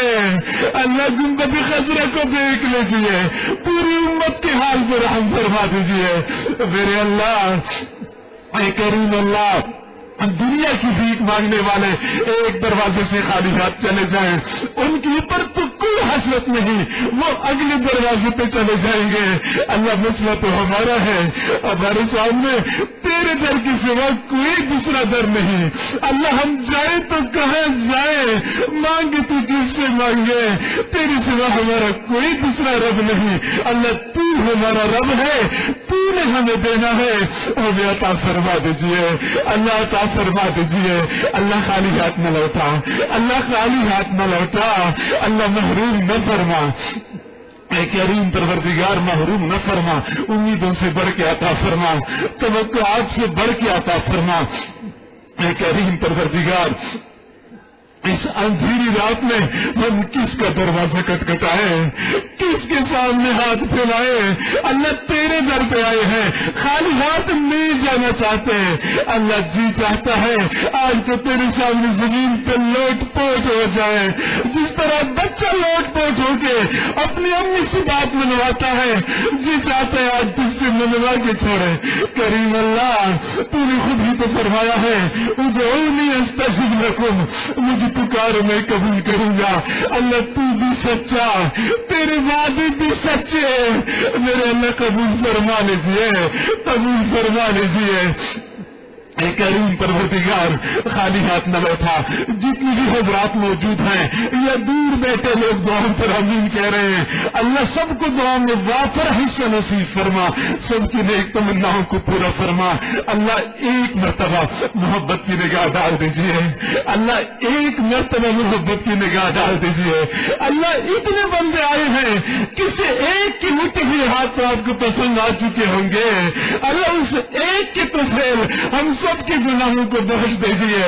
اللہ کوئی ایک بھی ایسا نہیں ہے جس کے ہاتھ آپ کو پسند آ جائے، اس کی وجہ سے پوری مجلس والوں کا کام بن جائے۔ اللہ بگڑی بنا دیجیے، اے کریم اللہ بگڑی بنا دیجیے۔ خالی ہاتھ نہ لوٹا میرے اللہ، تو ہمیں خالی ہاتھ لوٹائے گا، تیرا کچھ کم نہیں ہوگا، ہمارا نقصان ہو جائے گا، ہمارا نقصان ہو جائے گا۔ میرے اللہ ہمارے حال پر رحم فرما دیجیے۔ اے کریم پروردگار ہماری مثال اس بچے کی مانند ہے جو گندگی میں لپٹا ہوا ہوتا ہے، ماں دیکھتی ہے نفرت نہیں کرتی، پھینک نہیں دیتی، وہ سمجھتی ہے بچہ ہے نادان ہے، صاف کر کے سینے سے لگا دیتی ہے۔ اللہ تو اس ماں سے زیادہ محبت کرنے والا ہے اپنے بندوں کے ساتھ۔ اللہ پھر تو بھی ہم سے نفرت نہ فرما، پاک کر دیجئے، پھر اپنا قرب عطا فرما دیجئے۔ میرے اللہ گرم خون کی معافیا مانگ رہا ہے، میرے اللہ اتنی دیر تو کوئی بیٹا اپنی ماں سے معافی مانگتا، وہ بھی معاف کر چکے ہوتے اب تک، میرے اللہ معاف کر دیجئے۔ گرم خون بھی معافیا مانگ رہا ہے، اللہ معاف کر دیجئے۔ آج اگر تم نے معاف نہیں کیا شیطان بھٹکائے گا، نفس برہلائے گا، زندگیاں برباد ہو جائیں گی، جوانیاں برباد ہو جائیں گی۔ میرے اللہ اپنا قرب نصیب فرما۔ کوئی تجھ سے دنیا مانگتا ہوگا، کوئی تجھ سے کار کوٹھی مانگتا ہوگا، اللہ ہم تجھ سے تیری رضا کے طلبگار ہیں۔ اے اللہ اے اللہ اے اللہ گناہ کر کر کے ہم نے تجھے ناراض کر دیا ہے، اللہ تو راضی ہو جا، اللہ راضی ہو جا، اللہ مزید ناراضگی ختم کر دیجئے، اللہ ناراضگی ختم کر دیجئے۔ اللہ ہم کیسے تجھے منائیں، ہمیں یہی طریقہ آتا ہے۔ اللہ مان جائیے، اللہ مان جائیے، اللہ مان جائیے، معاف کر دیجئے، اللہ معاف کر دیجئے۔ اے کریم پروردگار اے رحیم پروردگار، بنی اسرائیل میں 100 بندوں کا قاتل جب نیکوں کی بستی کی طرف چل پڑا، ابھی پہنچا بھی نہیں تھا، اللہ تو نے مغفرت کا فیصلہ فرما دیا۔ اللہ ہم تو نیکوں کی بستی میں پہنچ چکے ہیں، اللہ تو معاف کر دیجئے، اللہ معاف کر دیجئے، کریم اللہ معاف کر دیجئے، پوری امت کو معاف کر دیجئے۔ اے کریم پروردگار اسلام کو عظمت رفتہ نصیب فرما، اسلام کا بول بالا فرما، اللہ کفر کا منہ کالا فرما۔ کریم پروردگار، اس وقت پورے عالمی کفر میں مسلمانوں پر تیری وسیع سرزمین تنگ کر رکھی ہے، میرے اللہ امت کے حال پر رحم فرما۔ امت اتنی بے بس ہو چکی ہے، اپنے محبوب کی عزت اور ناموس کا تحفظ بھی نہیں کر سکی۔ اللہ سچی بات تو یہ ہے کہ ایسے حالات میں زمین کے اوپر والے حصے سے نیچے جانا ہی بہتر ہے۔ کریمہ کا، رحیمہ کا، جو لوگ محبوب کی عزت کو نقصان پہنچانے کی کوشش کرتے ہیں تو خود یہ انتقام لے لیجیے۔ اللہ ہم اچھی طرح جانتے ہیں یہ ہماری محبت کا امتحان ہے، اللہ ہم تو امتحان میں ناکام ہو گئے، لیکن تو نے بھی تو زلفوں کی قسمیں کھائی ہیں، تو نے بھی تو رخساروں کی قسمیں کھائی ہیں۔ محبت کے تقاضے پورے کر دیجیے، جو محبوب کی شان میں گستاخی کرتے ہیں ان کو عبرت کا نشان بنا دیجیے، اللہ عبرت کا نشان بنا دیجیے۔ اللہ ہمارے پیارے ملک کی حفاظت فرما، یہ ملک مختلف بحرانوں کا شکار ہے، چھٹکارا نصیب فرما، اس ملک کو امن کا گہوارہ بنا، اسلام کا قلعہ بنا، جو لوگ دین کا کام کر رہے ہیں ان کی حفاظت فرما، اپنی مدد شامل حال فرما۔ جتنے بھی حضرات موجود ہیں یا دور بیٹھے لوگ دعاؤں پر آمین کہہ رہے ہیں، سب کی نیک تمناؤں کو پورا فرما، بے روزگاروں کو روزگار عطا فرما، بے اولادوں کو اولاد عطا فرما۔ اللہ جو صاحب اولاد ہیں ان کو اولاد کی دکھوں سے محفوظ فرما، اولاد کے غموں سے محفوظ فرما۔ میرے اللہ گھر میں جوان لڑکی ہوتی ہے، رشتے نہیں آتے، والدین کے دلوں پہ کیا گزرتی ہوگی، وہ کس کو دل کی دکھڑی سنائے، وہ کس کے سامنے آنسو بہائے۔ اے بے قسم کے دستگیر، اے ٹوٹے دلوں کو تسلی دینے والے، اے بے سہاراؤں کے سہارا بننے والے، اے خالی جھولیاں بھر دینے والے پروردگار، تمام حضرات اور خواتین کی تمام نیک تمناؤں کو پورا فرما، سب کی پریشانیوں کو ختم فرما۔ میرے اللہ کتنے ایسے لوگ ہوں گے جن کے دلوں میں چھپے ہوئے غم ہوں گے، وہ کسی کو بتا بھی نہیں سکتے ہوں گے۔ اللہ تو دلوں کے بھید جانتا ہے، ان چھپے ہوئے غموں کو ختم فرما دیجیے، چھپے ہوئے غموں کو ختم فرما دیجیے۔ کریمہ کا ہمارا یہ اجتماع پوری ملک کو ملت کے لیے خیر اور برکت کا ذریعہ بنا۔ اللہ مختلف شعبوں میں خدمات سے انجام دینے والے حضرات کو اپنی شان کے مطابق بہترین اجر اور بدلہ عطا فرما۔ اللہ اس مرکز اس ادارے کو دن دگنی رات چوگنی ترقی عطا فرما۔ تمام زیر تکمیل مراحل کو جلد از جلد تکمیل تک پہنچا۔ اللہ غیبی خزانوں سے یہاں کی ضروریات کو پورا فرما۔ جو لوگ اس ادارے اس مرکز کے ساتھ جس طرز پہ منسلک ہیں اللہ ان کو اپنے مقربین بندوں میں شامل فرما۔ جو ادارے کے معاونین ہیں اللہ ان کو دنیا اور آخرت میں علماء اور طلباء کے خدام کی صف میں کھڑا فرما۔ زندگی میں کبھی بے سہارا نہ فرما، کبھی بے آسرا نہ فرما۔ میرے اللہ کتنے ایسے حضرات ہوں گے، کتنے ایسے لوگ ہوں گے جن کے گھروں میں پریشانیاں ہوں گی، گھروں میں ناچاکیاں ہوں گی، اختلافات ہوں گے۔ میرے اللہ جب بندے کو اپنے گھر میں سکون نہ ملے، سکون کی تلاش میں کہاں چلا جائے، سب کو اپنے اپنے گھروں میں سکون نصیب فرما، سکون بھری زندگی نصیب فرما، آزمائشوں سے محفوظ فرما، امتحانات سے محفوظ فرما۔ ہمارے آبا اجداد، ہمارے اعزاء اقربا جو فوت ہو چکے ہیں اللہ ان کی مغفرت فرما، جنت الفردوس کے اعلی مقامات عطا فرما۔ ہماری جانب سے ہمارے سلسلے کی مشائخ کو، جملہ مشائخ کو اور خاص طور پہ اپنے محبوب صلی اللہ علیہ وسلم کو بہترین اجر اور بدلہ عطا فرما۔ ہم پر اپنے مشائخ، اپنے اکابر کا سایہ کا دیر قائم دائم فرما۔ ہر قسم کے شرور فتن سے مأمون و محفوظ فرما۔ برا چاہنے والوں کی برائی سے حفاظت فرما، شریروں کے شر سے پناہ نصیب فرما۔ ہماری ان دعاؤں کو اپنی رحمت سے قبول و منظور فرما۔ وصلی اللہ تعالی علی خیر خلقہ محمد وآلہ واصحابہ اجمعین برحمتک یا ارحم الراحمین۔